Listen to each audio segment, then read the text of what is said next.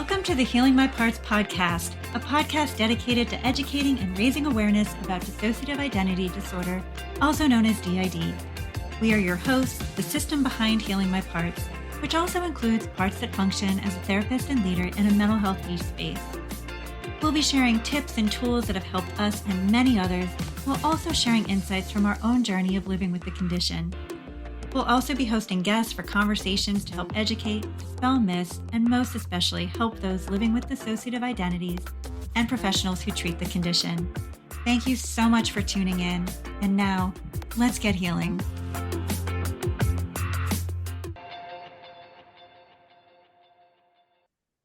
Welcome to episode 4 of Healing My Parts podcast. We are your hosts, the system behind Healing My Parts, and we are so excited to be able to welcome the creators of Petals of a Rose film that many of you know, Holly and Dylan Crumpler. Holly and Dylan Crumpler are a mother and son team of passionate activists working to reduce the stigma associated with dissociative identity disorder, also known as DID. Given that DID has historically been depicted as an inaccurate, sensationalized, and violent way in film and television, Dylan created his senior thesis film, Petals of a Rose, at Chapman University to realistically depict a day in the life of a woman with DID. He co-wrote the screenplay with his mother, Holly, who was diagnosed with DID in 2018 at the age of 51. Petals of a Rose has received international acclaim, with Dylan and Holly sharing the film at numerous mental health conferences and educational events.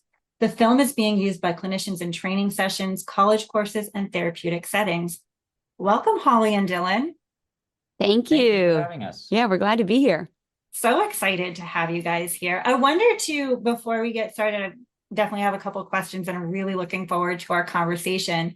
Is there anything that you would like people to know right off the bat about you that wasn't in that brief intro? Just by way of background, before I was diagnosed with DID, I used to be a tax partner with Deloitte. So I worked in a professional environment where I did consulting work for large corporations about their compensation and benefit programs. And I was in that career for 25 years, but then I had to take a medical retirement due to physical health issues, nothing to do with DID, just chronic physical health issues that had escalated to a point where I could no longer work. I'm still on long-term disability. I still have to manage my health very carefully. But that was kind of my background. And then once my health got a little more stable is when I was focusing more on my mental health and was able to discover that we were a system and got diagnosed with our DID in 2018. So that's a little bit more about just our background. And I've been making movies since I was 8 years old. Wow, 8 years old? Mm-hmm. That's incredible. Yeah, my grandma, Holly's mom, got me into the movies by showing me all these old classic movies on TCM, Turner Classic Movies. That's amazing. Yeah, my mom was a movie freak. She would when we were little kids, this is completely an aside, but it tells you where this whole movie thing comes from. We were little. My mom wanted my sister and I to see the classics that she loved growing up. Back in the day, there were no VCRs or streaming, recordings or anything. So what she would do is these old movies would be on the TV at like 2 a.m. So she would put us to bed at like 8 p.m. And it could be a school night, didn't matter. She'd wake us up at 1 a.m. and watch Houdini or Spartacus or whatever her, Showboat. We'd watch the movie and then she'd put us back to bed and we'd get up and go to school the next day. Oh my gosh, that sounds incredible. Yeah. You have a really amazing background. Yeah, so that's kind of got trickled down to Dylan. Yeah. It was neat because, truthfully, my introduction to your film was at an Infinite Mind conference last year. Uh-huh. And loved it. It was so incredibly helpful. Can you tell us just a little bit about how you decided to create the film Petals of a Rose? Yeah, it was actually my idea because I needed to make a senior thesis film. And if I'm going to make a film, I want it to matter and important forever. I wanted to make films that have an impact on people. And I've since concluded my nice little slogan would be to educate, entertain, and empower. And with Holly having DID and all, and the media never depicting it right. And of course, she was, how old were you when you were diagnosed? 51. 51 years old when she finally was diagnosed. It's like, hey, my mom hasn't murdered anyone, and she's not constantly changing clothes when she switches. And I just, while I was slightly aware growing up that she was switching, me and my dad and my family just thought that they were just mood swings, or like, or just that she was a little emotionally reactive. But so I wanted to make a film that could accurately depict this condition while educating people what it was actually about, where it came from childhood trauma, and here's what it looks like and how people with DID actually are. You know, they go to the grocery store and they try to just live life. They're not axe murderers. That is amazing. And what was it like for you, Holly, when Dylan said, this is what I want to do for my senior thesis?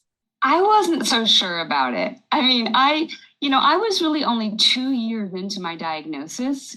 And, keep in mind, I was 51 when I got diagnosed. So there was still a lot. Those were still early days, right, of sorting out who we are and who's there and healing from all these traumas. And I felt like it was a really big thing to take on. And, just wasn't sure that Dylan should be doing something on a senior thesis film that was about his mother. But he had made a number of other films that were mental health focused. So, and I think at first, yeah, I had those reservations, but maybe talk about like how we ended up doing it during the pandemic and how it came about. It's really kind of a cool story. I came home during the pandemic because the world shut down. I really wanted to make this film because I literally had no other idea what to do. I mean, some people were making films about, like a pirate.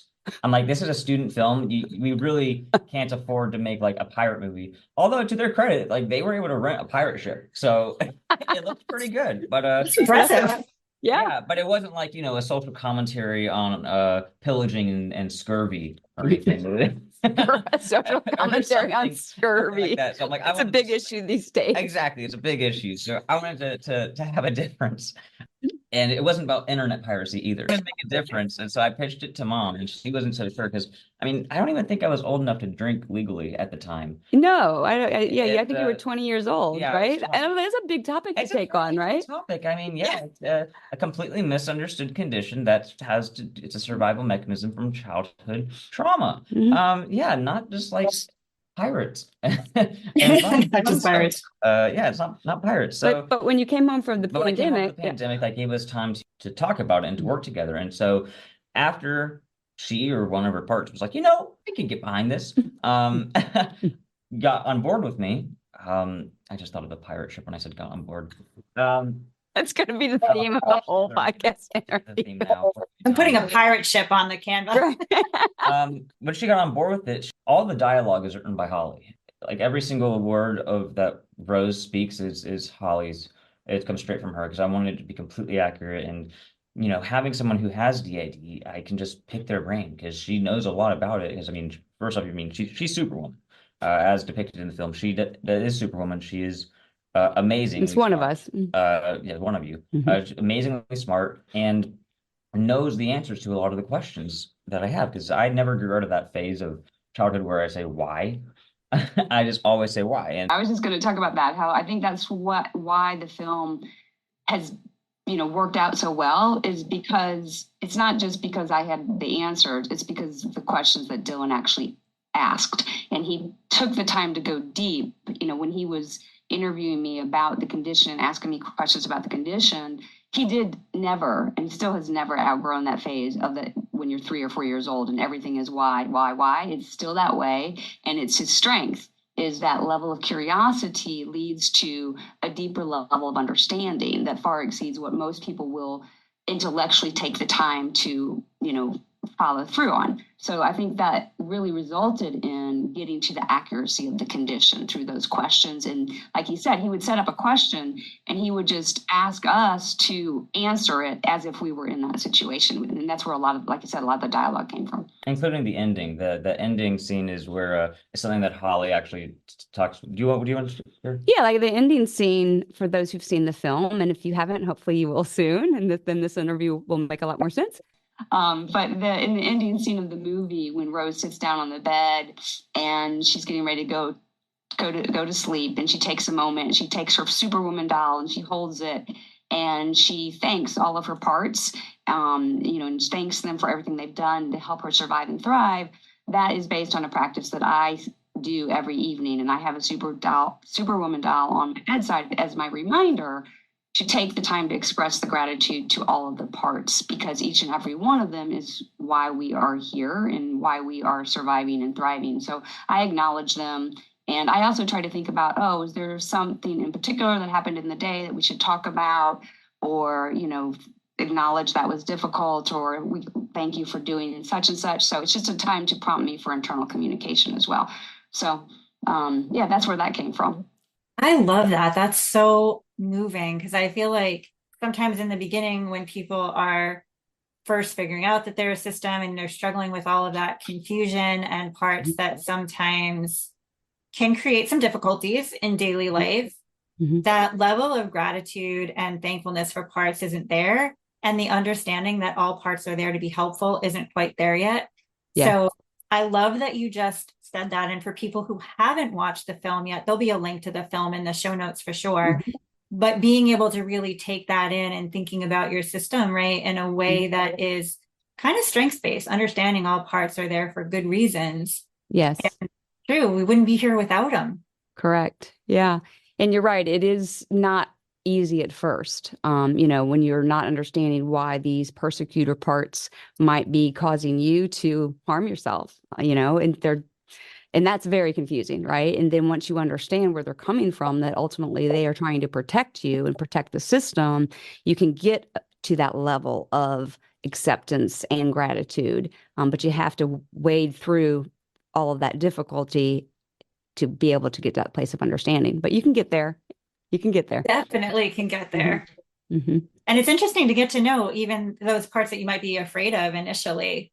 So I love the fact that there are pieces of that in your film, that people can pick up on, like some of the challenging, I hate using the word protector, but protective parts or persecutory parts.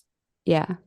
But really, I was just listening to, I don't know if you've had a chance yet to listen to the new podcast that Drew and Garden System have just put out about their experience with DID. It's called A Couple of Multiples. They've released 3 episodes. It's off to a great start. But they were, describing their systems and talking about how really all of our parts are protector parts. That's what our parts do, right? They are all coming together collectively to protect us and help us survive and thrive. So I don't think protector parts is a bad thing to say about parts. I think it's what they all are. Yeah. We live in a quagmire as being a therapist. And there's, in my work world, I have several different parts that function as a therapist, but there's this controversy with IFS and the use of the terminology parts, protector parts, manager parts, exiles. And I never know when I'm going to actually step in it if I'm using that terminology, if people are equating it specifically to IFS. So yeah, that's my that place where makes I get sense. tripped up.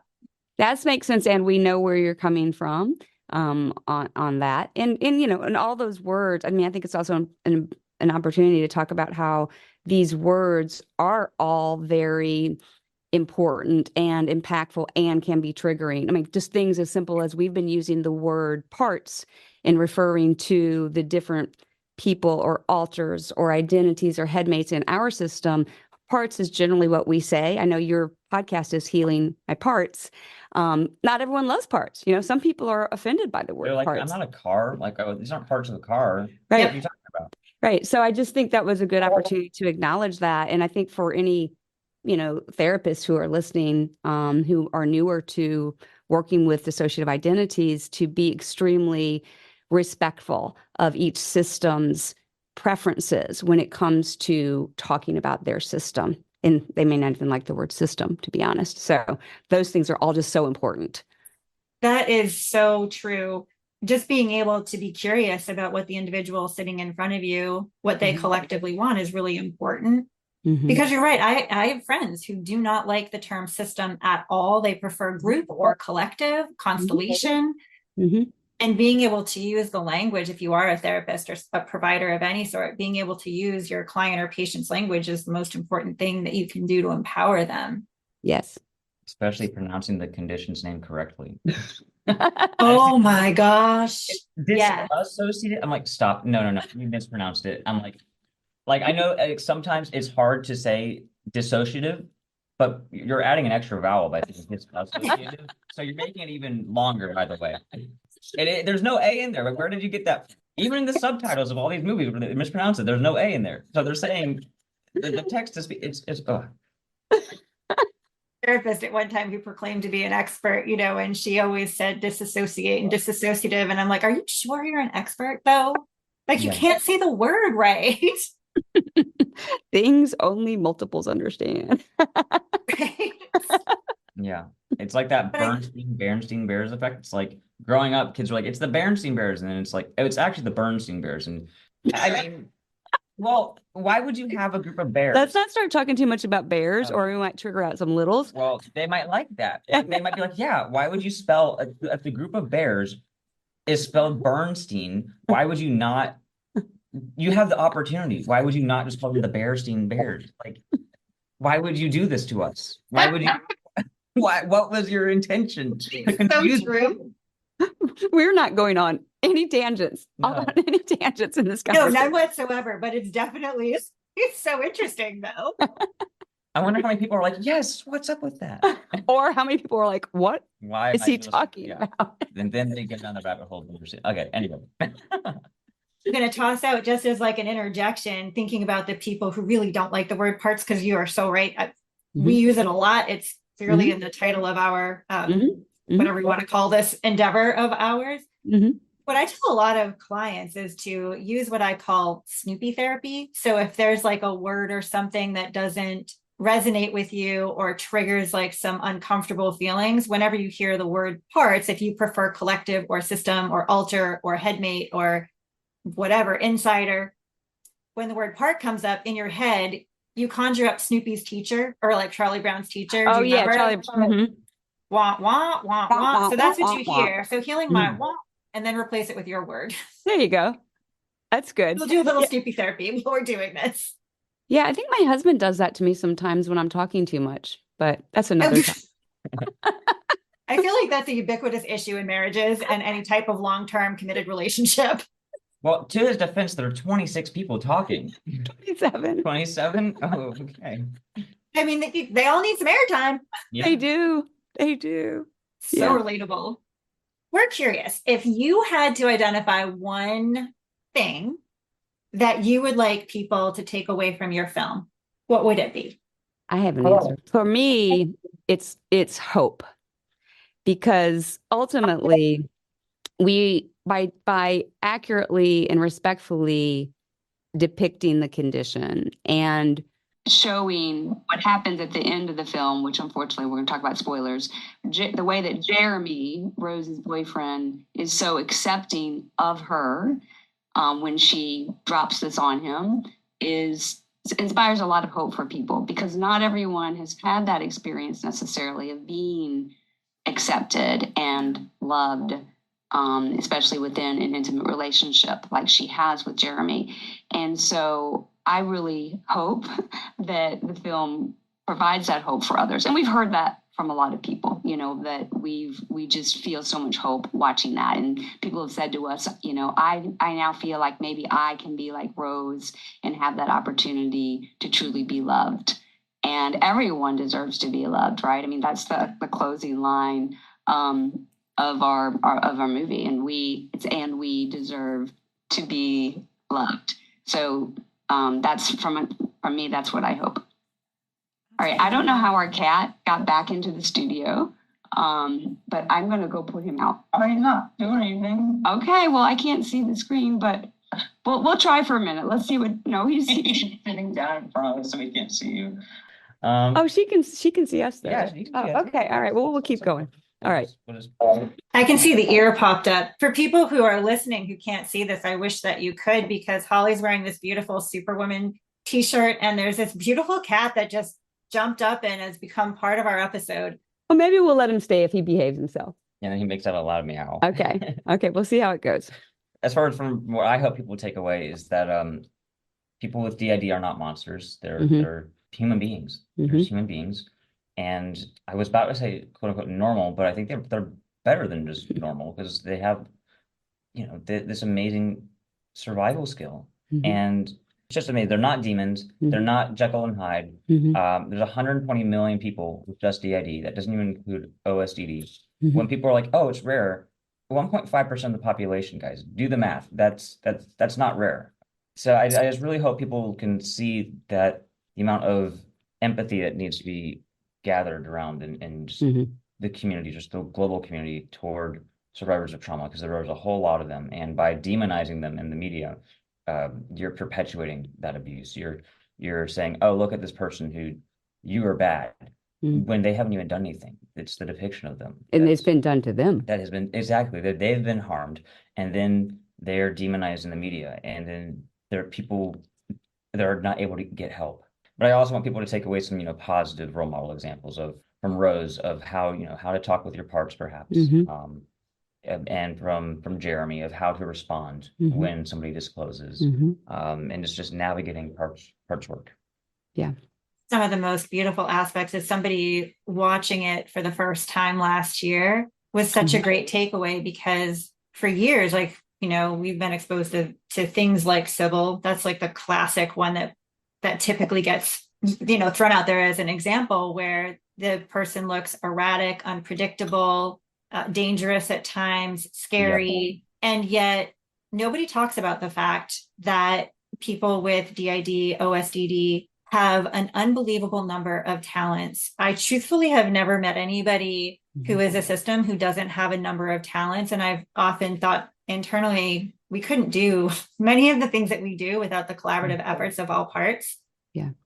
And nobody talks about that. So it's really, really cool to see DID depicted in such a respectful, beautiful, and accurate way, so that people can stop being afraid of it. And also, if you have it, to begin to think about how you can work with your own system mates, parts, et cetera, differently and more respectfully and collaboratively. I like what you said about the skills and talents, and that you don't see that. So not only, are we portrayed as being violent and criminal, we're not being portrayed as functional. And so, someone said to me the other day, they said, we just don't have any role models out there. I don't get to, look on screen and see what does it look like when someone has DID and they're functioning in the world. And there's just and because of the stigma from the media and elsewhere, people who are functioning well are hesitant to speak up and say so. Yep. Right. For fear that they're going to be ostracized, they're going to lose their job, because these things happen to people who have DID and choose to share that they have DID. So it's really so harmful. And I don't think that people really realize the implications of of these depictions and how they've impacted people. I also want to say that I think just as harmful as depictions of DID are the depictions of the therapists in these movies. Because a lot of the times by having a therapist who's behaving, don't hit that microphone. Sorry. But who's behaving in a fascinated and sensationalized way, like, "Oh wow, look at this thing," and who's sort of rooting for the person with DID who's already being depicted way inaccurately, then you're normalizing saying this is what it truly is by having a figure on screen. Again, they're affirming that they're a depiction. role model, saying, "Yeah, this is what it is like, and I'm your supporter." And then they go and break a whole bunch of rules and boundaries professionally, and it's not taught how to treat DID. And so people who want to learn might look at these movies, especially ones that are grounded in reality. Because for the longest time, I thought, I'm like, hey, yeah, Split, as horrible as it is, you should be able to pretty easily toss it aside, because people don't just develop the ability to climb walls and become a superhuman. He's not a hero. Yeah, no, well, superhuman. But then I recently rewatched it, and the amount of screen time that therapist has and all of the talking that she does is incredibly damaging. And I'm like, okay, I've got to change that rating from a 2 out of 10 to a 1 out of 10.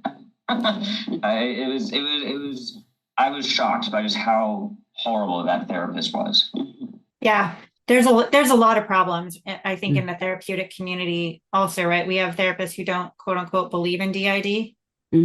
People who believe that it looks in the therapeutic environment the same way that it looks like on movies like Split or Sybil, fill in the blank. And clearly does not. So they don't expect somebody who is functioning well to have DID. And even people who are not functioning well, they are much more likely to attribute it to another disorder. And if the individual does say like, hey, I suspect that maybe I have DID, in the last couple of years, it has looked to me like we're kind of making people prove that they have DID. And we don't do that with any other disorder. We don't say like, prove your hallucination or prove your manic episode or prove your, like, we don't do that. But yet with people who have DID or OSDD, we literally are, take these 3 inventories and then we're going to run it through something else to see if these scores are valid. It's mind blowing. Well, it's the same way as not believing a rape victim. It's like, oh, you say well, prove it. Right. And it's the exact same thing that they're doing there. It's discrediting the victim and by not believing them. And again, it's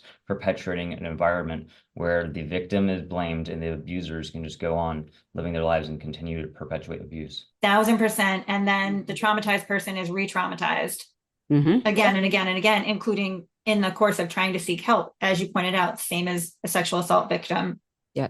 Yet another reason why I love your film, because it's helping to dispel some of those myths. Like people who have DID can look, you can't tell. You just can't tell until you get to know them. Yeah. And I mean, and that is what, was so important in the film is that it's generally in the movies depicted in such a sensationalized way, right? The switches are so obvious, I'm person A, then I'm person B, and I'm changing my clothes when I'm a different part. And so it was important for us to show the subtlety of what's happening with those switches, the subtlety of, what's happening externally and internally, and, how it can look like to the person from the grocery store clerk looking at Rose in the grocery store.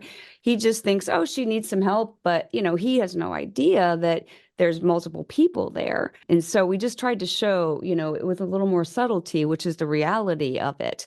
And unfortunately, because, these switches are shown in such a sensationalized way, it's really causing people to not get appropriately diagnosed with the condition, because clinicians who are not educated literally will say to patients or clients, oh, well, I'm not sure you have DID because you're coming into my office every time and you're dressed the same, and you're not having these dramatic changes in your accent whenever you're talking to me. And, these are in the early days in therapy where, later they might see some different accents and such as they get to know parts. But, that their initial presentation that they're expecting the clinicians is not aligning with what the clinician has seen on the screen, and that clinician did not get educated elsewhere. And so what else do they know, right? That's the problem with these misportrayals combined with the lack of education.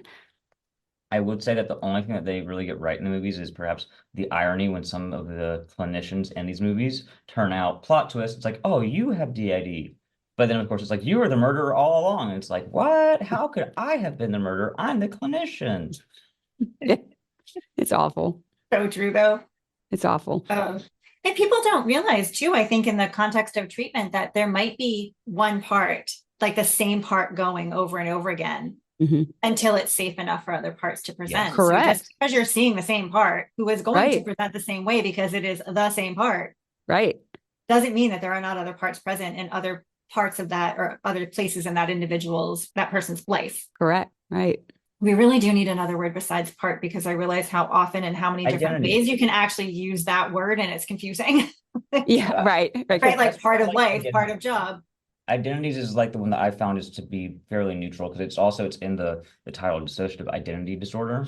So it's just That's hey, it's identity works, but I mean, it still feels slightly weird because it's not like, oh, hello, I'm changing identity, when it's like, well, actually, that's just like, if it's your little, it's like, well, that's still this identity, but just at a different age.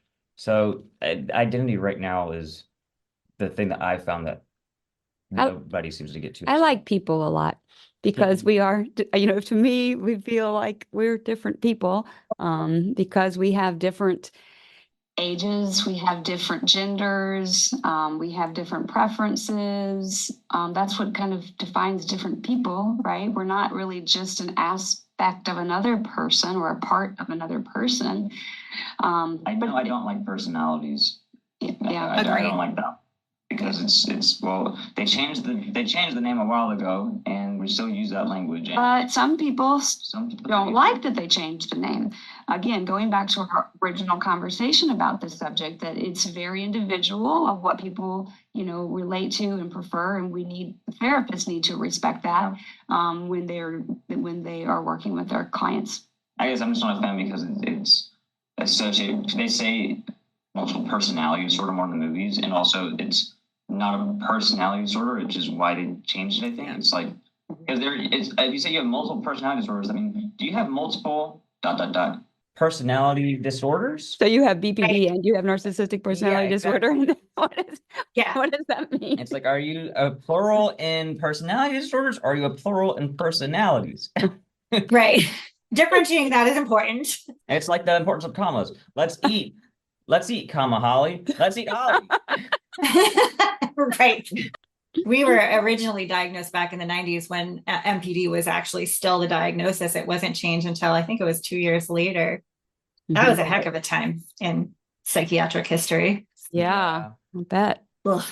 We didn't get the pleasure of navigating that. So I've had the pleasure of watching all the movies about it. We were alive but blissfully unaware of that we were living with at the time MPD and then DID. So. It seems like every era has its own set of challenges to navigate through with this, but hopefully, especially with films like yours, that's going to start to shift and become much less stigmatized and more understood.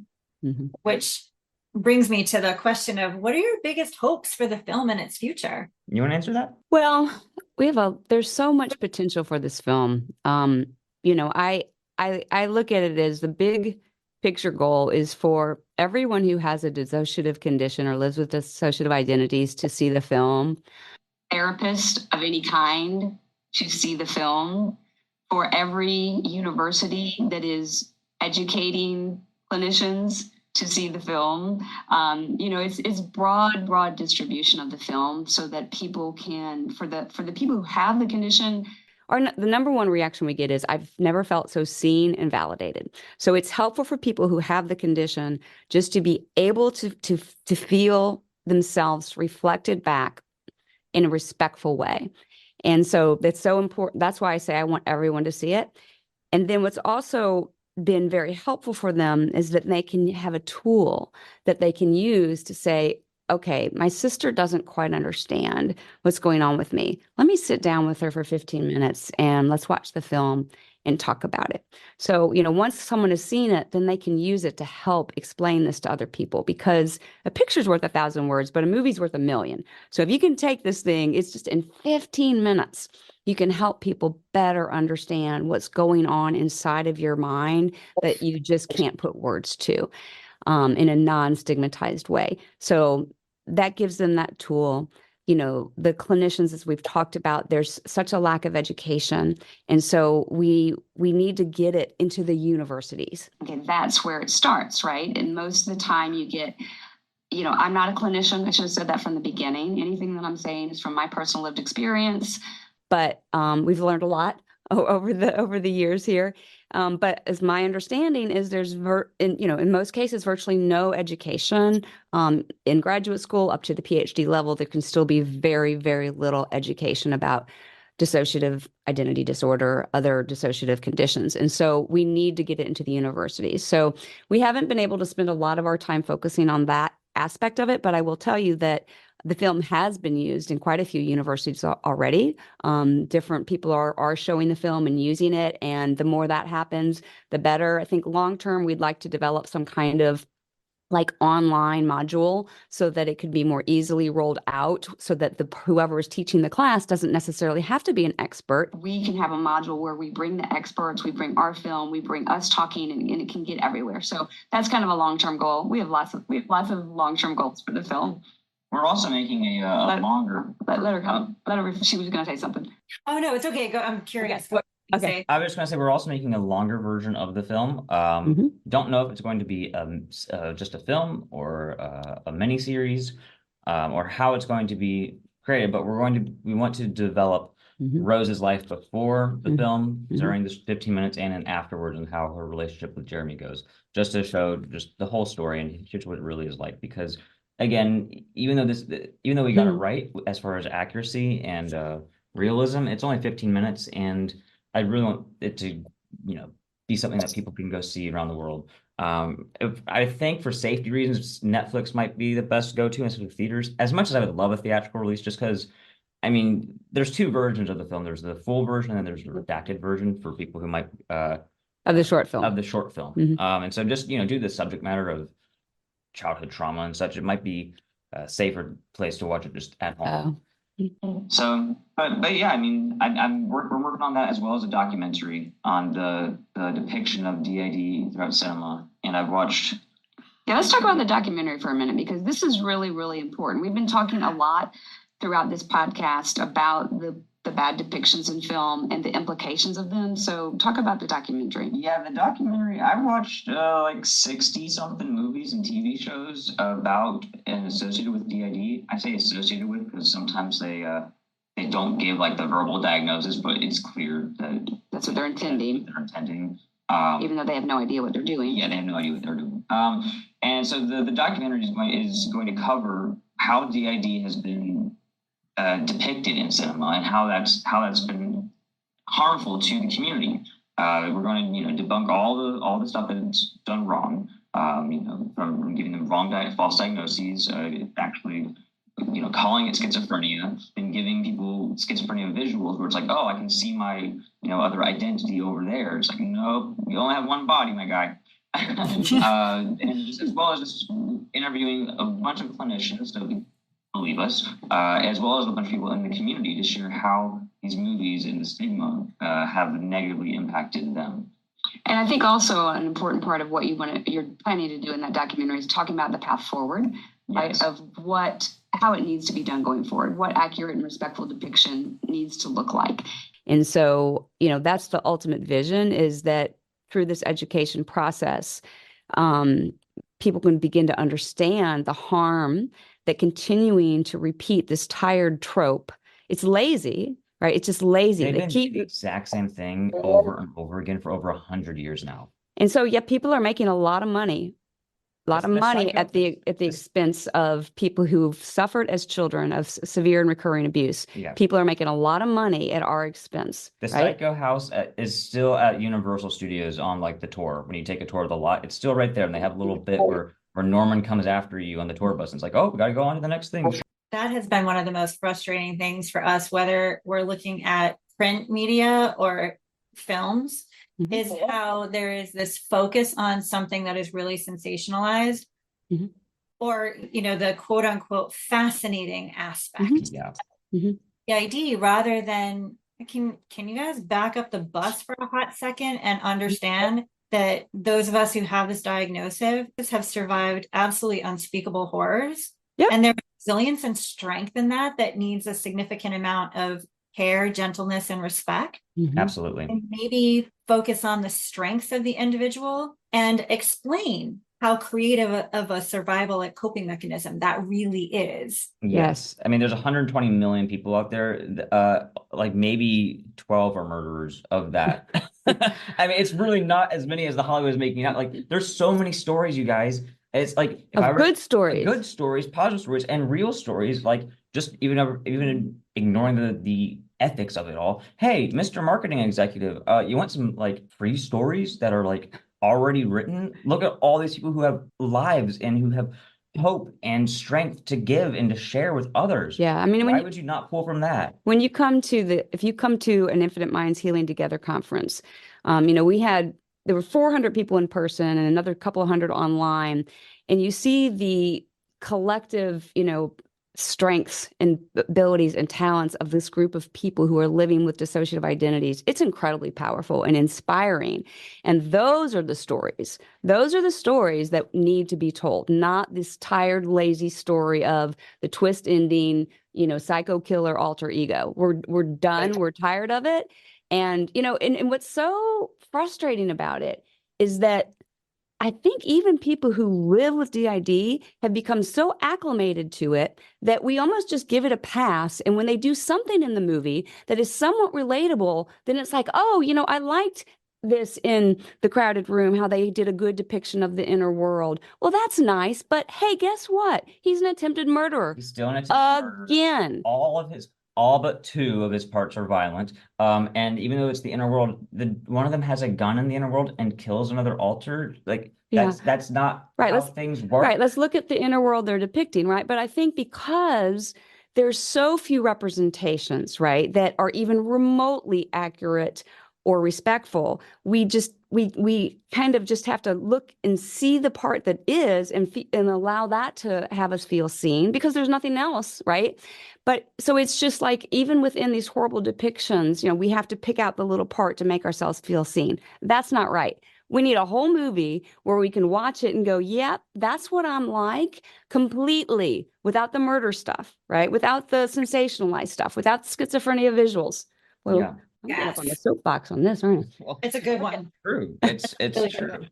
And Yeah. I think the reason that Petals of a Rose has done so well is because it's written by someone with lived experience. Holly, I was able to get it's like 95% of biography, basically. Yeah, there's pretty much most of it. Yeah. Most of it. I mean, that actual night is not something that happened in my life, but No, it's, we've, 'cause again, you met Grady in college. yeah. And So I'm going to quibble with the 95%, but a huge percentage of it is based on, our life story. And to your point, the point you're making, I completely agree with. The power is because someone with lived experience was involved in the making of the film, which as clearly has not happened with these other films that are made, and clearly is not happening with a lot of other things as it pertains to the condition. So, we really need, when we're talking about doing things to support and help people who have DID or OSDD, other dissociative disorders, you really need people with lived experience involved, which is why it is a crying shame that within the mental health field, people who have DID are so discriminated against and are not able to step forward and say, hi, I'm a therapist, I have lived experience of DID, and not be worried about the repercussions of that. Right.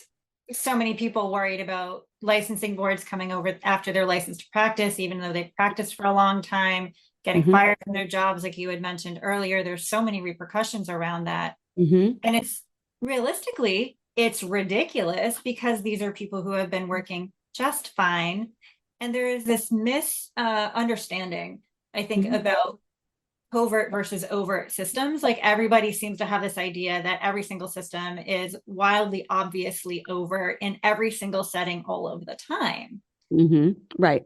And isn't it something like 5% of systems are overt? there's 6% of systems have rapid switching, which is where it's 2 or more front within like a 1 hour period. But let's just talk about this. Therapists, okay, who have DID, why would there be any concern about their ability to be a therapist with DID? When they show up to do their job as a therapist, they have parts that's what they do. And by the way, people with DID are very good at compartmentalizing their life, right? And all of us who have the condition generally have a get it shit done part, the part that is able to just, no matter what's going on around them, do that job. That's a strength, actually, of having the condition. So when that's questioned for a therapist being able to, be in a session with a client because they have DID, it's ridiculous. Their therapist part is who's going to work to do that job, not their little. Right. And that's where the misunderstanding comes in, right? This idea that littles pop out all the time, anytime, which is not the case. If every system functioned like that, we never would have survived the trauma back in the day. Correct. And you would have a lot more people just yelling out unicorns in the grocery store. Look, yeah, I mean, you would be much more, the public would be much more aware of DID if people were overtly switching. I spent the first 46 years of my life, going to school and then becoming a certified public accountant and eventually becoming a tax partner at an international firm where I had people working for me all over the world. None of my littles ever popped out when I was at a big board meeting where I was having to do something important, right? Never happened, ever. End of story. Important for people to know. I mean, can we highlight that sound clip? We can be completely functional people, right? We are. Now, granted, we can have times in our lives where we're not as functional. That's not actually, because we have DID, that's because we have unresolved childhood trauma that we are working through with the different parts of the system. That's why we become suicidal or we have self-harm. That's from shame related to being abused as a child. That's not because of the DID. So the challenge with functionality is the same as anyone has when they're dealing with some type of trauma, crisis in their life, something mental health crisis that they have to deal with. And, it's certainly possible to heal those traumas and have parts come together to communicate and cooperate and live in a functional way. Those things are all completely possible. And unfortunately, we don't get to see that on the TV to have that hope. And so again, going back to, our short film, we're trying to show hope. And our longer film, as we follow Rose's story, past what happens that night with Jeremy, as she does more work and more healing, she can get to a place where she can have a Valentine's Day with Jeremy without being triggered and having parts come out. That's certainly possible, right? And that will happen, and we will show that beautiful evening that she has. I love that you highlighted that challenges with functionality and mental health, like people with DID don't have the market cornered on that. Correct. Like people who suffer from depression, anxiety, multiple other issues Mhm. also struggle at times in their life with functionality. It is Correct. not unique to That's people. right. I Mhm. think it's just called being human. Yeah, I think you're right. Yeah, 1,000%. Mhm. You touched a little bit on this, but I wanted to circle back just a little bit around what some of your concerns are about how DID is perceived, not just by the mental health community, but definitely the mental health community, but also just like medical providers. It poses challenges. Yeah, for we could have a whole podcast about dealing with medical providers. There are some unique challenges, I think, for people with DID. We talked about how mental health professionals are not trained. The general health professionals are definitely not trained to recognize and understand the condition. And, we've certainly had, because we, like many others, have past medical traumas, we have certain parts that hold those traumas and can get triggered out when we're in medical settings. So we've had some pretty difficult things happen. 3 years ago, we had a colonoscopy procedure, which obviously is very invasive, and the body, can get triggered by that. And when we came out of anesthesia, we woke up as a young part, very scared, who was in the dark because our eyes are still closed and we're not completely awake from the sedation. So scared to death about where she was, what had happened to her body while she was asleep. And the the reaction of the recovery nurse was so poor, just lacked compassion, basic. Just share what happened. Well, she just lacked compassion as a basic human being. I mean, she was, as we were crying and being scared, she started to threaten us that, if you don't calm down, we're going to have to call the hospital. They're going to have to come get you and lock you up. Literally was said to me. Okay. So obviously that's a pretty extreme example, but those sort of things happen to people all the time because she didn't know what to do with us, because here we were a, 54-year-old body acting like a 6-year-old child. And she just was not prepared for that at all. And I think, as I was starting to say, I just don't think she had compassion as a human being to start with, or you would never have spoken to me that way. So we actually have a colonoscopy coming up next week, and we're doing a tremendous amount of preparation. We have now learned that when we have a medical procedure, we do a lot of preparation, and we have conversations with the providers.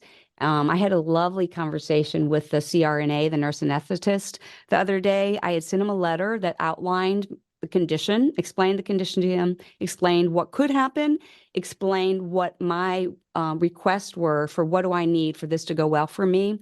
And I also suggested that he watch the short film Petals of a Rose. I've done the same thing with the last 2 procedures I've had since my colonoscopy. I've had 2 other procedures, and I've been following these protocols, and those last 2 ones went great. And so I have high hopes. But I loved that he said to me when I got on the phone with the CRNA, and he read my letter, and he said, hey, listen, you're the expert on this. So we're going to do whatever you need to do to make you comfortable for this procedure. And if you need to wear polka dot pajamas and hang from the ceiling, if that's, what your protocol is, we're going to accommodate what needs to be done. So he said that it was really in a joking but beautiful way. But then we spoke specifically about the things we need to have happen. And he even took it to another level of the things that he offered to do to make it go well for us. So we do have kind people out there, right, who are willing to learn. He agreed to watch the film. So I think that, I would encourage, this is a little aside, but I would encourage anyone who's having a medical procedure who has these sort of challenges to take that time to reach out and talk about it, and I know sometimes people aren't out with their diagnosis, but I think it's fairly safe to share in that kind of environment. And I have found when I share it, it has been met with great compassion and willingness to try to understand. It sounds like when you're doing that, though, you're providing education at the same time. Yes. Just throwing that out there because I definitely know of situations in which somebody has just chosen to share the diagnosis and the response has been not so great, right? Because the person doesn't understand it. And even in places where they profess to use incredible trauma-informed care, the care doesn't end up being trauma-informed. So I love your really proactive approach, which is, this is the name of the condition. This is the education that you need to have about it and what needs to happen for me to be okay in this procedure or in this encounter. Yeah, I found a really helpful letter, template letter to medical professionals that Jade Miller had put out on her website.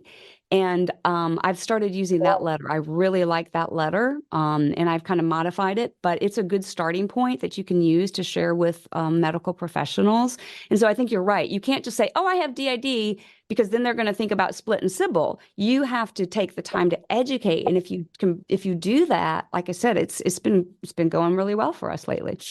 It's making me think about this whole, I don't want to call it a concept or idea, I'm going to call it reality. The reality that when you're somebody living with DID, in order for things to work well, we do have to do some extra things that people who don't have DID don't have to do, right? Yeah. Like preps for appointments and even preps for days, for like a day. Some people start their day with system meetings and end their day with system meetings.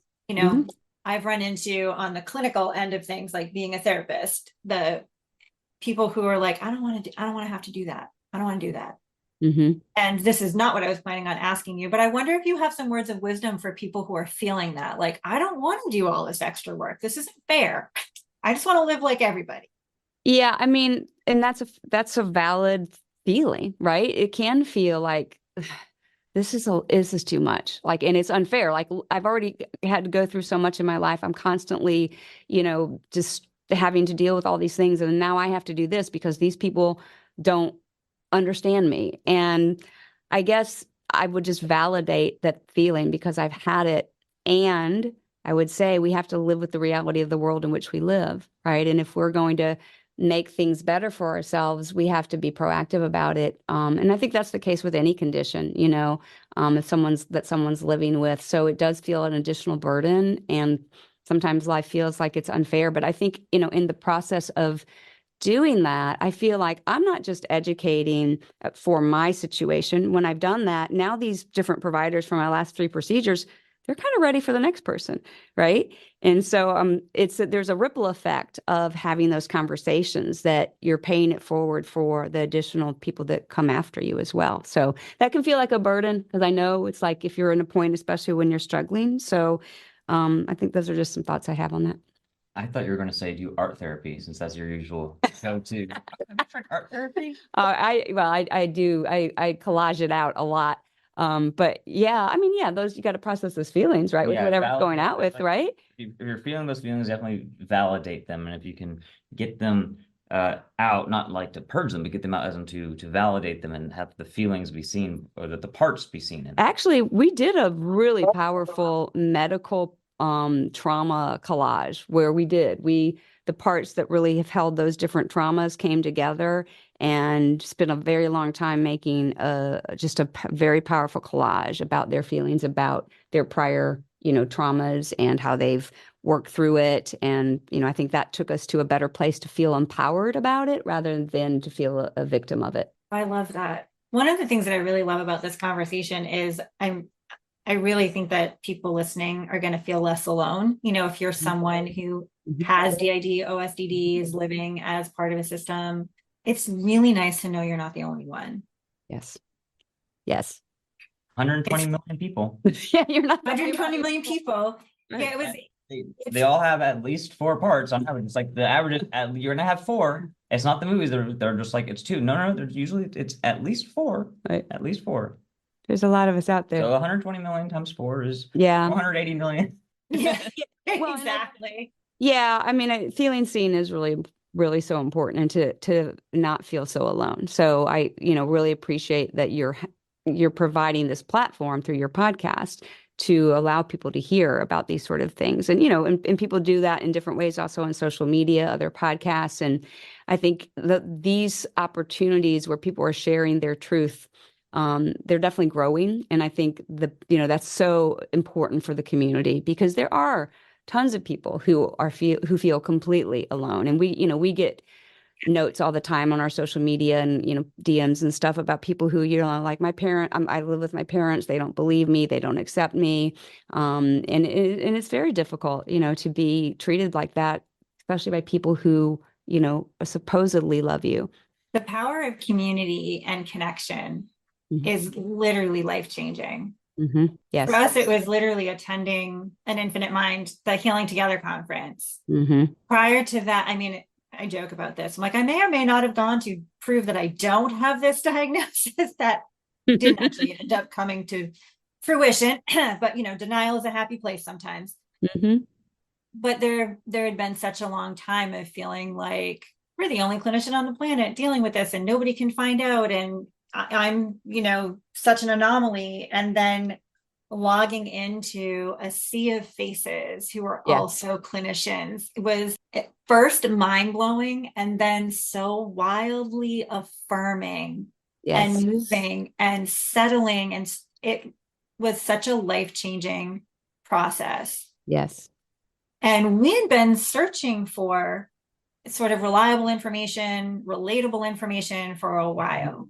Yeah. And interestingly, that conference kind of blew the doors open to a lot of different affirming information, material, platforms, connections. And it's so important for people to know, like, you're not alone. Right. Just because you might see something, maybe let's just say social media, for example, and it's somebody else who has a condition, but their experience is different from yours. It doesn't mean yours is invalid. Right. Yeah. It just means you haven't seen somebody like you yet. That's it. Yeah. Well, and I think that's a really important point, because the way that people live with and experience having dissociative identities varies widely. It is so different for every system. I've heard Jamie Merritt say, if you've met one system, you've met one system. And it's just so true. There's just so much variability. And so I think it is important for people, when they are watching other things on social media, as you reference, or even watching our film, if it's not 100% what your experience is, it does not mean your experience is not valid. And don't doubt that as a result. Just know that every experience is different. But we'll try to cover it in the longer version. Yeah. If we missed out on something, then be able to do a 3-hour movie. Well, we've actually had great amount of conversation about that, because we acknowledge and recognize that, our short film was based primarily on my experience, and I am living as a straight white woman, and not everyone is that experience. So when we go to make the longer version of the film, we're still going to have, no matter who you pick as your protagonist, they're going to have limitations in terms of their gender, sexuality, etc.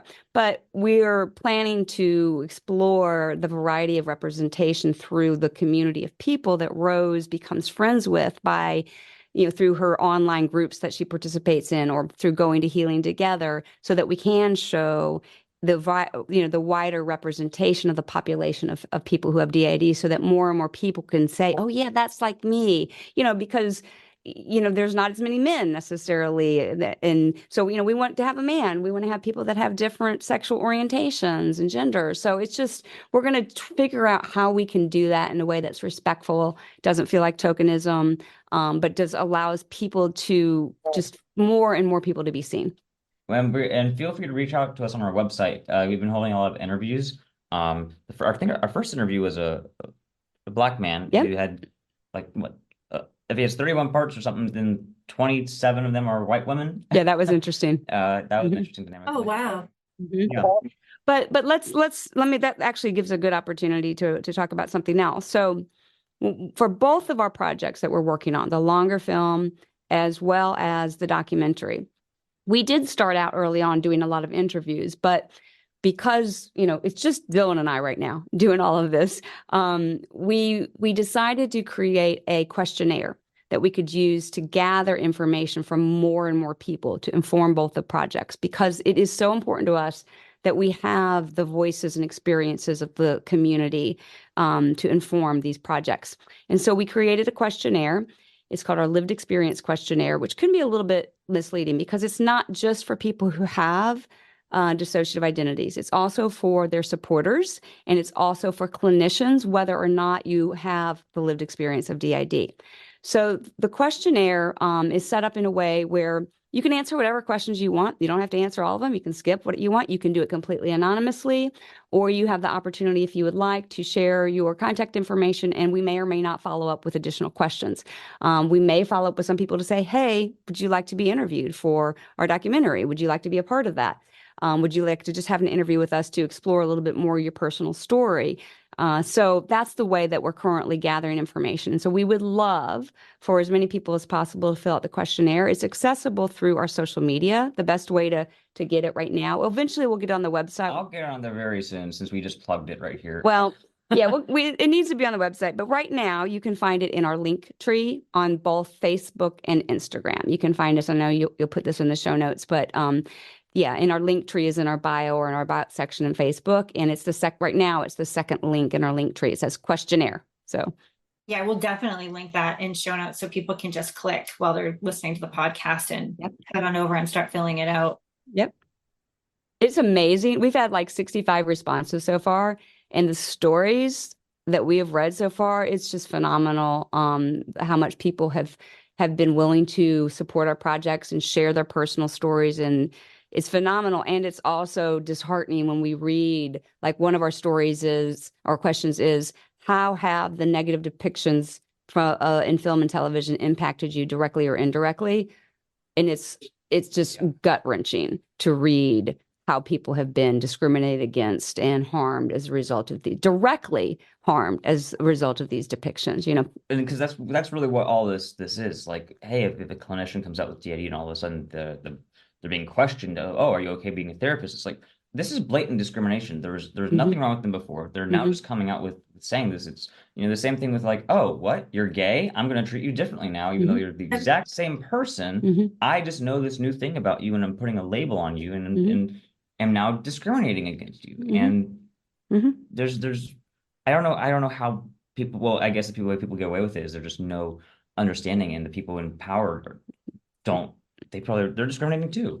They're complicit. They're complicit through their misinformation. And their lack of actions or their actions. Yeah. I'm really excited for that documentary to happen. Yeah. It's going to be, I think it's going to help so many people. Yeah. Including yours truly over here. Yeah.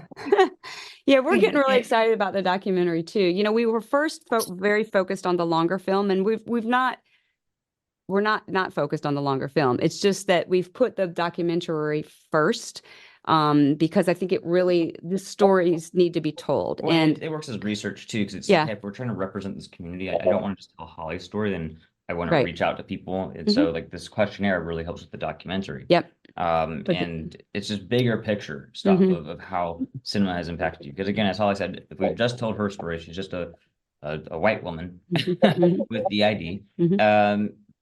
But the documentary, it's getting a lot of Yeah. what's the word? A lot People are of, very enthusiasm around it. Yeah, there really is. do you want to share about the April 12th thing? Because part of the documentary, or an alpha version of the documentary, will be screening there. Yeah, is that okay? Can we talk about that? Yeah, absolutely. So we've, since the film, let's maybe back up a little bit. Since we released Petals of a Rose publicly, which was a year ago, February 2023, when we screened the film at the Healing Together conference, we made our website and made the film publicly available. Before that, we'd done a few private screenings, and some clinicians had started screening it. Jamie Merritt actually was the first clinician who started using it in her training. When she saw it, she was like, oh my gosh, I want to use this in my training. This is phenomenal. And we've very much appreciated Dr. Merritt's support from the very beginning in doing that. But we've gone on after we made it public, people saw it at Healing Together, and we started getting all these requests, from other therapists of, hey, I was wondering if I could use this in my training. And we're like, absolutely. It's a wonderful tool to use in training. And then we started participating with some therapists in the training, so that it was a screening of the film, but then also us talking about it. And the film has subtitles in 11 different languages, by the way, just for accessibility. I just wanted to throw that out there. Yeah, and that's all been done by volunteers in the community who have said, hey, I'm from France and I would love to have this available in my native tongue. Would you be interested in me translating it to French? Yes. So we actually, I think we have 12, including English, of the subtitles. So yeah, I mean, I don't remember, just there's like Russian and Japanese and Chinese and French, and there's a whole list. It's on the website, and we are open to any other volunteers for translations as well. So as we've done these other, trainings, most of the time when we do the training, we screen the film and we talk about the film, right? And we help to educate around DID in that regard. But there was a group of clinicians that approached us who we had done just that with, who said, hey, would you be willing to expand this a little bit further and add more discussion and training based on Holly's lived experience? And so we are doing a training that is going to be held in Connecticut at the Women's Consortium. I don't remember if it's called the Connecticut Women's Consortium, but it's in Hamden, Connecticut. And we've teamed up with 3 other clinicians, including Farnsworth Lobenstein and Katie Galinas and Danielle West. Lots of names. So we've teamed up with the 3 of them, and they're going to be, teaching from a clinician standpoint about dissociative identities. And we're going to show the film. We're going to talk about the film. And then we're going to do a whole lot about what my healing journey has looked like. We're going to give very vulnerable examples of, here's some of my collages I've done. Here's some of the non-dominant hand journaling work I've done, and just showing examples to really bring it to life for people. And then, as Dylan said, talk about what you're doing. We're showing an alpha version of the documentary. By alpha, I just mean like as far as like game testing goes, there's alpha, beta, and then you get your release. It's like a very early version of just like one specific part of the documentary where we focus on discrimination and the stigma through the media and how it's actually impacted people, as shown with our lived experience questionnaire. Yep. So that's just part of the documentary, and in the final version, it'll probably be even more expanded. But yeah, I have 30 minutes to cover. So this is an all-day training. There's 6 CEUs available. So it's designed originally for clinicians, but honestly, it would be very impactful for someone who's living with dissociative identities, who just wants to understand and learn more. Hear it from the clinician standpoint, some of the education that way, but then learn about someone's journey through healing. I think it could be inspiring for people, especially who are on maybe the beginning part of their journey. So we can include this in the show notes as well. And it's also in our link tree in our social media. We've made a few posts already in our social media about this training, but we're really excited about it. It's on April 12th in Hamden, Connecticut. Oh, and it's online. It's a hybrid conference. So you can either come to Hamden, Connecticut and with us in person, or you can just do it online. So it's very accessible that way. It's very affordable too, as I recall. Yeah, I think it's $125. For a full day, that's incredibly affordable. Yeah. Did I have my price right? I hope I said that right. I don't.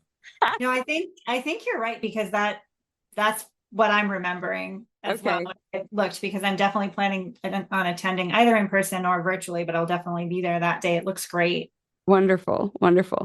I'm curious, I almost found it. what advice you might have. Yeah, it's 125. I confirmed it. 125. Yeah, Yeah, for so six. we can definitely put the link Okay. to that also in the show notes. We can have a bunch of links for the things that we are referencing today. I think that's important. Great. What advice do you have for people who are supporters of somebody who has DID, like somebody, maybe a family member, a partner, a spouse, or a best friend? You want to go since you're a supporter, or do you want me to go? Because I definitely have thoughts. You have thoughts. All right, my first thought is this.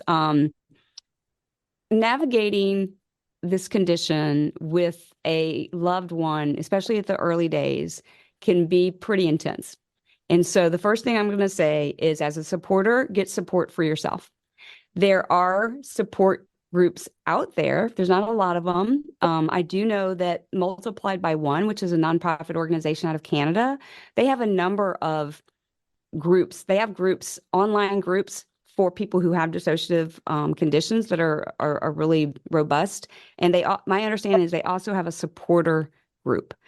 I would also say, I know it's another year away, get to the Healing Together conference, because for supporters, that conference is for people living with dissociative identities, their supporters, and the clinicians who treat them. And so it's very powerful and supportive and impactful when you go to that conference. And then you can also meet other supporters, and then you can develop your own support group, which is what happened to my husband. He's actually in a little group of people that have been meeting now for years, that they developed through going to that conference. And then I know there's a supporters group that's launching, I want to say March 14th, that's being sponsored by Healing Selves Therapeutics. And I would highly recommend that one. We could put that link in as well, because it's just starting up. And that one is it's a support group for supporters facilitated by the folks from Healing Selves, who are very experienced with dissociative conditions and actually themselves are a supporter, et cetera, et cetera. So those are some things that come to mind in terms of supporters. I mean, you covered a lot of ground there. I would say, yeah, is make sure that you have an outlet, and perhaps some patience. Yeah. Patience is going to be important, but also, yeah, making sure that you have support yourself. Well, and I think, it can be overwhelming, especially if you are in a situation like my husband was, where we had been married for a very long time. We've been married now for 32 years, and we've been together like 38 years. And, just 6 years ago, after having been together a long, long time, all of a sudden, these different parts started to present who he'd never met before. We'd never met before. And so that can, or he had met them, but some of them he'd met them. We didn't know he was parts. Yeah, they were parts. Right. Like, oh, that was you. Right. That made a lot of sense. So it can be really quite an adjustment, right? If you're in an existing relationship and all of a sudden this comes. So, I would say, like Dylan said, to try to be patient, but also to try to be understanding. And the way I think that you reach that understanding when your times get difficult, because they can be, is to remember that this condition is rooted in recurring significant childhood trauma.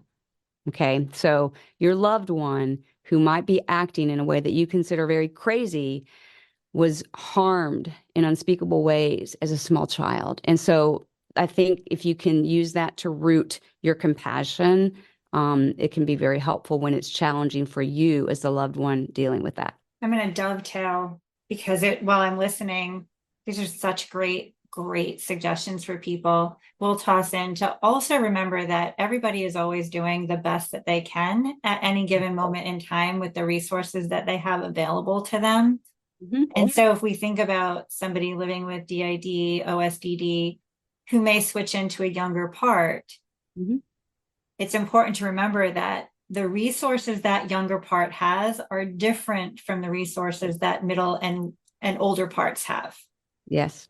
And that part is really doing the best that it can in that moment in time. And that's where I think remembering that can help with the patience and understanding piece. Yeah, exactly. I think that the remembering that we're all always doing the best that we can at the time with the resources we have is also what I use to remind myself when I'm feeling shame and guilt about how maybe I have impacted my loved ones when I wasn't my what appeared to be best self. because of I hadn't worked through and healed my unhealed traumas. And, that can cause some ruptures in your relationships with other people. Those ruptures can be repaired, right? But you also can feel a lot of shame about maybe how you impact other people. And so I've worked toward, reminding myself, I say that all the time. I was doing the best I could at the time, and I forgive myself. And I just, I don't just say that. I work to repair the ruptures. And then I forgive myself. Oh, and Grady says to befriend the littles. Absolutely. Well, that's your starting point, right? He always says, befriend the litter. Go, you want to say? No, you know. Well, he'll say, start with befriending the littles, because then they can put in a good word for you with the other people in the system. If you gain their trust, because these littles, and I'll go back to a couple of multiples podcasts again. They talk about this in episode 2, I think, about how littles are actually really interesting, because even though, like, my little part, Susie, she's 4, okay? But she's not really just 4. She's been around for 53 years. She has like the knowledge of the universe. She has the knowledge of our life, even though she's 4. So in times, she might act like she's 4 in that she loves unicorns and she's silly and she likes to have fun and she talks in a different voice. But then she'll have to do the taxes. Yeah, and then she'll be doing their taxes. But really, she has this wisdom because she's been around so long about the system. And so their littles are complicated, and you have to allow them to be their 4-year-old selves, and when they need to be that and express that. But know that there's a lot more going on there. And so I think when Grady says befriend the littles, they are and can be very wise, and they can have connections and communication with the rest of the system that can make a big difference. And the reason he's talking about befriending them is because sometimes there can be parts in the system that don't like your partner. We definitely have had a lot of struggle with certain parts who had been abused by men, not trusting our husband and not liking our husband. And so that's why Grady talks about befriending the littles, is that he had to get them to put in a good word for them so that they could help in that whole process of getting the other parts to trust him. Because even though we'd been together for so long, once these parts started speaking up, they were talking about how we shouldn't trust Grady because he's a man and all men are bad. Plus, littles can be a joy. Yeah, yes, they can. Kids in general are pretty fun and positive. Yeah. The best creativity, I think, springs from, at least in our system, the creativity springs from the littles. Yep, absolutely. I also really love that you underscored that point about littles being complicated. I think that's really misunderstood by many people in the provider community. I've heard providers say things like, well, what that part just said, this is a direct quote. Well, that part's supposedly 8, but that doesn't sound like an 8-year-old concept. Right. And then they distrust you, right? That you're faking it or something, right? Exactly. So like if an 8-year-old part is talking about the experience of shame, for example, and the provider's like, that's not an 8-year-old concept.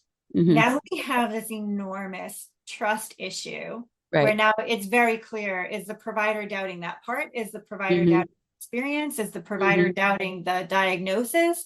If you're the client in that situation, the answer is who the hell knows, but it sure as heck didn't feel good. Right. Exactly. And that part's not going to show up. The 8-year-old part's gone. Right. Now. Yes. So it's alienating and it's really damaging. So it's so helpful. Like you explained that so well. And I'm gonna credit Garden System because I really just listened to their podcast and it reinforced these concepts for me in a way that I could articulate it like that. So I'm not going to take credit for that, but I think it's really important. And I think the other thing that's really important, as you were talking about, how the therapist reacts. Keep in mind, parts are not always separate, and we can be blended. We can be like last night. Susie was doing some art before we went to bed, but she wasn't. It was Susie and Holly, and so Holly helps with the scissors. Yeah, actually, yes, that's Yeah. exactly right. And Susie was saying that she was talking to Grady while we were working on the art, and she was saying, Holly's helping me with this cutting out these butterflies because we want them to look pretty. And so Holly said she would do it, and Holly was doing it, and she was helping Susie cut it out. And then Holly was talking to Grady about something that Susie didn't care about. So we can be blended up. We're not always just part A or part B or part C. We're just more complicated than that It's called being human. with the ID. Yeah, and humans are complex, right? Yes. Like this idea that it's binary, either Right. or, Yeah, is black and white really ridiculous. Mm-hmm. yeah. What advice or suggestions, I guess, do you have for somebody who might be listening who thinks they might be a system or they're newly diagnosed? Well, one thing I think I would start with is just to say, be careful when you go to Google dissociative identity disorder, that there is so much misinformation. Yep. So it's important to get to reputable sources and not just, and I'm not going to bash social media at all. There's a ton of good stuff on social media. We've got a page on social media. We've got stuff that's really good on there. There's also stuff out there that's not good. So you do have to be discerning and, get to a reputable source. And then if you go to a reputable source, they'll have on their website a list of other reputable sources. And all of a sudden you'll have a whole bunch of them. So on our website, we don't have a huge resources list, but we probably have 10 different other websites that we list as resources that we all consider as reputable resources. So go ahead. I was also going to say, even if you're considering, hey, do I have DID, and you watch your film and you don't identify with it, please know that Rose has already been in therapy for like multiple months at this point. And again, Or longer. Yeah. So she's, in the way her system is presenting more outwardly, is because she has better communication with them. Yeah. Because it is a very covert survival mechanism, and the discovery process, as Holly has shared in other podcasts and such, is all of a sudden there's the great unraveling, which we don't have time to go into. But if you're like, hey, I don't really identify with a little jumping out at a unicorn in the store, then that's okay. Just know that even though this is very accurate, it's back where she is in her journey. And as far as the discovery process, we're going to show that in the longer one. But again, it's very covert.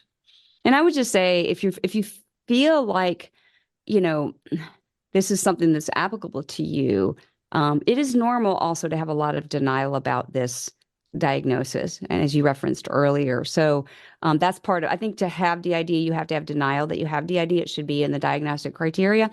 But that's you still question sometimes. Sometimes here I'll be 6 years later and I'll be like, I don't know. And then Susie will pop out and I'll be, oh yeah, that's right. I have these very distinct parts at times. So anyway, I just going back to the resource, just be careful. Just be careful out there in the big World Wide Web. What words of wisdom do you have for therapists or the provider community that treats DID? Oh, I got the answer to this. Black and white thinking is a no-no. I mean, I think you guys already know that. I think they teach that early on. But if you think, I know everything there is to know about DID, the answer is no, you don't. And just please trust your clients, right? Just really, all these theories you've been taught are theories, and the human beings that are sitting across from you are the ones who are living it. So if you're a therapist without lived experience, you should honor that power of that lived experience and the understanding that that person has. And they might not fully understand it yet if they're early on, but listen to them. Don't try to focus on whether they're faking it or not. Really, treat them as a human being and give them that compassion and understanding. And don't be fearful of us because you've seen on the TV that we're going to turn into a monster and eat someone. Okay, so don't be afraid, and don't believe the things you've been told about the condition if you haven't really worked with it. It's not rare. So there's people coming in your office all the time who have the condition. And so be open to that, be curious to that. And don't be so willing to say, oh, I'm never going to see it because it doesn't look like what it looks like in the movies. And don't be led to believe what some have taught, that you should only try to work with the adult parts of the Oh my system. God, yes. Okay. And don't, that's not going to be helpful. All the parts are valid. Going back to the whole thing of, parts, every part is your client. And trying to just say, I have to talk to adult Holly, that is not how we treat DID, and causes a great amount of harm. So I would highly suggest that you stay away from any teachings that suggest that. Yeah. I was gonna say there's amnesia for amnesia. So sometimes somebody could be like, Yeah. do you have amnesia? It's like, well, they might, but then they forgot that they had it in the first place. Yeah, amnesia is tricky, And right? it just reminds me this whole the parts of lived experience being in the field. It's like, Hey, if I'm going to go to like a gender studies class or like a queer studies class, would I really be trusting somebody who's like just a straight white guy to Teaching. teach this stuff? Yeah. It's like, hold on, what's up with this? Like, if somebody had never actually met like a gay person and they're trying to tell you, here's what it's like as a gay person. Yeah. It's like, hold on, something's probably a little. So wrong here. honor that lived experience. And I think one of the best ways, if you're a clinician, to understand the culture of people with DID is to come in person to the Healing Together conference and be surrounded by hundreds of people. That's where you can really get an idea of the culture of people living with the condition, who are living with the condition in a way that they're not feeling shameful. That's actually a really safe place where people are able to express themselves fully, which they often cannot do because of the stigma within society. So that's a great place to come and understand, and come to our April 12th training. That would be another recommendation. Yes. Okay. Great suggestions. You have some really incredible things that are coming up. I think I can probably speak for the whole community when I say we are so grateful for you both and the work that you're doing. So where do we watch for announcements to know like when the documentary is going to be released, when the longer version of Petals of a Rose is going to be coming out? Where can people find you? Yeah, so the social media, we have both a Facebook page and an Instagram page. And that's really, we do not currently have like a newsletter that we email out to people. So everything that we have going on is constantly being updated on both of our social media platforms, Facebook and Instagram. Yeah, and it's Petals of a Rose _ the movie. If you don't use social media, I'm sorry, I don't like it either. You could just take an account, sign up, and just turn on notifications just so you see, oh, Petals of a Rose made something. Or just so you can have it just easy access. And I think, if you really truly are not on social media, on our website, eventually, like right now, there's really not anything out about our upcoming projects. But once we get to that point, then they're going to be available on our website, which is just dylancrumpler.com. There's a Petals of a Rose section. So we will be updating the website and sharing the information there eventually. And we'll probably be on podcasts promoting the things when they come. That was one thing I was going to toss in, is I bet if people are for some reason really opposed to a social media following, the resource section of An Infinite Mind, I know you guys are listed there. I'm sure that there'll be an announcement on An Infinite Mind. Yeah. All of the podcasts are going to be talking about it. So this one, a couple of multiples. Adrienne Fletcher's rebranding hers, the Braving the Way. I'm not sure. I think the name might be changing. Trailblazing the Way, I think. Or something like that. She's That's what changed. I'm thinking too, but I wasn't sure. Yeah, So I think, Adrienne, if you're listening, I hope we didn't butcher that, but I thought it was Trailblazing. So we'll see. But yeah, those are the other great podcasts. So, and it's going to be, I don't know. I have no idea the timeline for either of our projects. They're still in fairly early development. I want them to get going. Well, yeah, I know. And there's that whole thing about we'll have to be working with producers and getting funding. Well, the film's going to take longer than the documentary. But even so, the documentary is going to take getting the money, and that's going to take some time. So no timelines. We have no idea, but we're going to get it done as soon as we can get it done. So there's that. that also leads to, if there are any people out there that are funders or like to donate, this might be a great project for you to consider funding, and reach out to Holly and Dylan about that. Yes. Yeah. That would be fabulous. Yes. I've already done all the research. I already have the clinicians basically lined up. It just comes down to, filming them. I prefer to film them, not just a Zoom interview. I'd like to have a nice, high quality interview. Yeah. We'll get there. Yeah. Thank you both so much. This has been an incredible conversation, and I know it's going to help so many people. There are so many nuggets of wisdom throughout this entire conversation to help providers, people with dissociative identities and their supporters. This has been amazing. Thank you. Oh, thank you so much for giving us the opportunity. We really enjoyed it. It's been a fun conversation, Yeah. and appreciate getting to know you even better. So thank you for all your work that you're doing to help with this whole process of, educating and reducing the stigma, because we really want to get to a place where living as a multiple is something that people should be able to celebrate and live fully and authentically. And hopefully one day we can get there with everyone's efforts. So thank you. Thank you. Thank you both again for this beautiful conversation. It's been so full of wisdom, passion, experience, and hope. It's been just wonderful. And thank you to everyone listening. Thank you for being here, for your support, and most of all, for being the bright lights in this world that you are, even if you don't believe that yet. Until next time, let's keep healing. Thank you for tuning in. You can find our blog on Substack at healingmyparts.substack.com and on Instagram at healingmyparts. Just a disclaimer, any information shared in this podcast is not a substitute for professional therapy or behavioral health care, nor does listening to the podcast constitute a therapist-client relationship. Please be sure to take extra good care of you. And until next time, keep healing and thriving.